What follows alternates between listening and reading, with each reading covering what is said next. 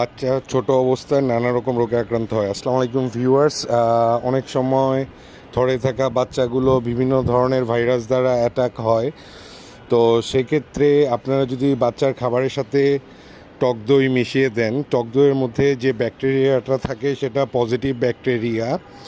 তো কবুতরের বাচ্চা টক দই মিশ্রিত খাবারটা খেলে তার পজিটিভ ব্যাকটেরিয়াগুলো নেগেটিভ ব্যাকটেরিয়াকে ধ্বংস করে দেয়। সেক্ষেত্রে খাবারে ব্যাকটেরিয়াজনিত বা অন্যান্য যে কোনো ব্যাকটেরিয়াজনিত রোগ বাচ্চাকে আক্রান্ত করতে পারে না এবং বাচ্চাকে সুস্থ ও সবল রাখে। তো আমি এই জিনিসটা মাঝে মাঝে ব্যবহার করি। বাচ্চার স্বাস্থ্য আলহামদুলিল্লাহ ভালোই থাকে। তো আপনারা এটা ব্যবহার করতে পারেন। টক দইটা কবুতরের বাচ্চার জন্য বিশেষ উপকার। যাই হোক, ভিডিওটি ভালো লাগলে শেয়ার করবেন। ধন্যবাদ।